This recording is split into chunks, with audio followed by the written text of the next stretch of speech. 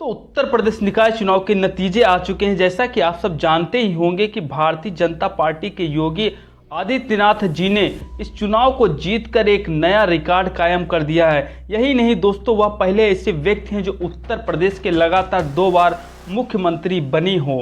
अब योगी आदित्यनाथ को पॉलिटिशियन के रूप में तो हर कोई जानता है, लेकिन क्या आपको पता है कि योगी जी सीएम होने के साथ ही एक हिंदी मैगजीन योगवाणी के चीफ एडिटर और गोरखनाथ मंदिर के महंत भी हैं, और साथ ही देश में सबसे कम उम्र में सांसद बनने का रिकॉर्ड भी उनके नाम है। अब योगी जी के निजी जीवन से जुड़ी हुई बहुत सारी ऐसी इंटरेस्टिंग बातें हैं जिन्हें ज़्यादातर लोग नहीं जानते।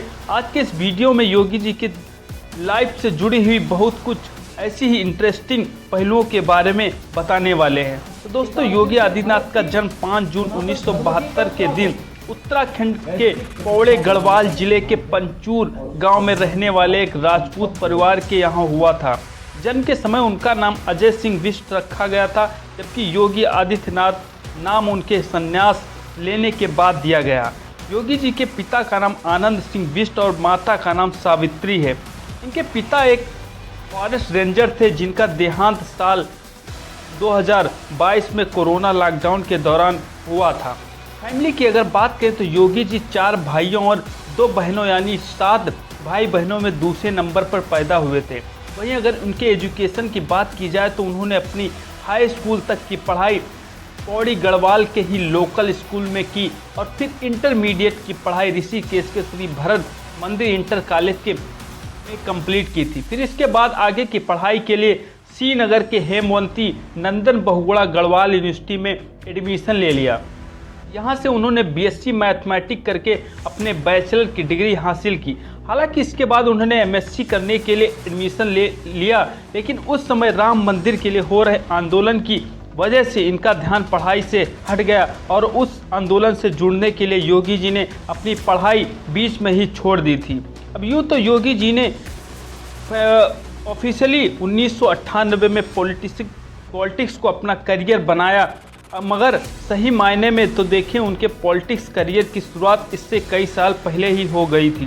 दरअसल योगी जी को पॉलिटिक्स में शुरुआत से ही दिलचस्पी थी, जिसके चलते अपने कॉलेज की पढ़ाई के दौरान उन्होंने अखिल भारतीय विद्यार्थी परिषद यानी कि एबीवीपी को ज्वाइन कर लिया था और उनकी गिनती एबीवीपी के उभरते हुए स्टूडेंट लीडर में की जाने लगी थी। अब योगी जी की स्टूडेंट इलेक्शन लड़ना चाहते थे, लेकिन एबीवीपी ने उन्हें टिकट नहीं दिया। ऐसे में उन्होंने एक निर्दलीय सदस्य के रूप में चुनाव लड़ा था।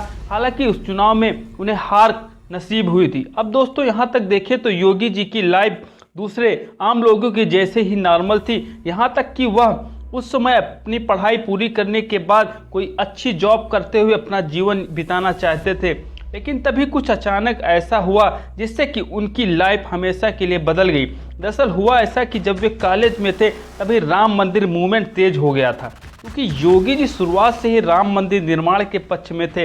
इसलिए उस मूवमेंट में अपना योगदान देने के लिए साल 1990 में उन्होंने यह आंदोलन ज्वाइन कर लिया और इसी दौरान उनकी मुलाकात महंत अवैधनाथ से हुई थी, जो कि उस समय गोरखनाथ मंदिर के प्रधान पुजारी व पीठाधीश्वर थे। योगी जी महंत अवैधनाथ से मिलकर इतना प्रभावित हुए कि उन्होंने अपना पूरा जीवन उनका शिष्य बनकर बिताने का निर्णय ले लिया और इस तरह मात्र 21 साल की उम्र में उन्होंने घर पर बिना बताए सांसारिक जीवन से संन्यास लेकर महंत अवैधनाथ जी के आश्रम को ज्वाइन कर लिया। महंत अवैधनाथ जी खुद भी योगी जी के विचारधारा और इतनी उम्र में उनके पैशन को देखकर काफ़ी ज़्यादा प्रभावित हुए, जिनके चलते 15 फरवरी 1994 को योगी जी को नाथ संप्रदाय की गुरु दीक्षा देकर उन्होंने अपना जीवन बना लिया था और इस तरह उनका नाम अजय सिंह से बदलकर योगी आदित्यनाथ हो गया। इसके बाद से योगी जी सच्चे मन से अपने गुरु की सेवा में लग गए और साथ ही उनका पूरा कार्यभार अपने खुद के कंधों पर ले लिया और ऐसे ही योगी जी की सेवा को देखते हुए कुछ ही समय में महंत अवैधनाथ जी ने उन्हें अपना उत्तराधिकारी घोषित कर दिया। साथ ही 1998 में उन्होंने योगी को अपना पॉलिटिकल वारिस भी बना दिया।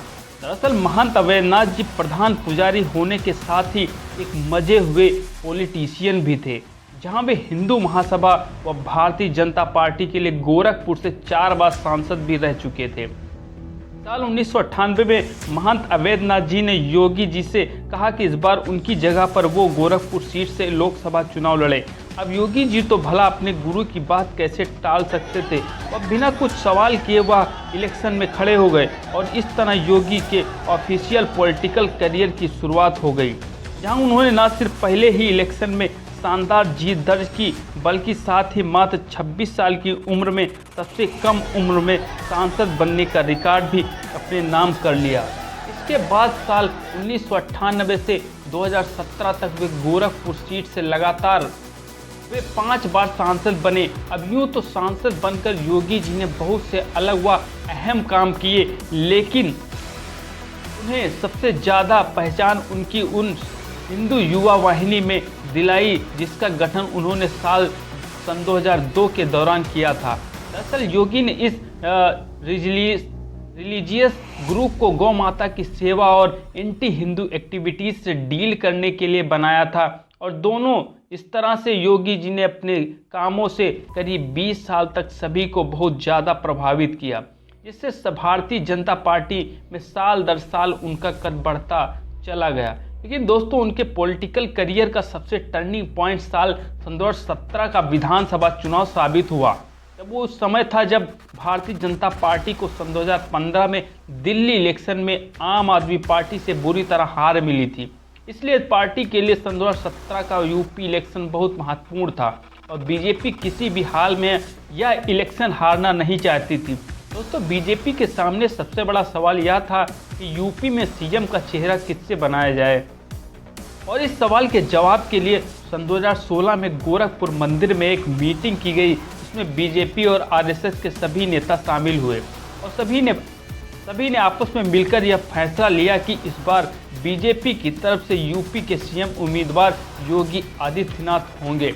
और फिर योगी जी के नेतृत्व में भारतीय जनता पार्टी ने यूपी के अंदर पूर्ण बहुमत की सरकार बनाई।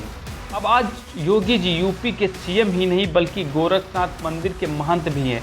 दरअसल सन 2014 में महंत अवैधनाथ जी का देहांत हो जाने के बाद से नाथ पंथ के ट्रेडिशनल के अनुसार योगी जी को पीठाधीश्वर बना दिया गया था। तभी से वे इस जिम्मेदारी को भी संभालते हुए हैं। अब योगी जी के दिनचर्या की अगर बात करें तो वे एक बिल्कुल सिंपल लाइफ जीना पसंद करते हैं और वे हमेशा भगवा रंग का सादा कुर्ता पहने नज़र आते हैं। दोस्तों, अगर आपको यह वीडियो पसंद आया हो तो वीडियो को लाइक करें, चैनल को सब्सक्राइब करें। जय हिंद।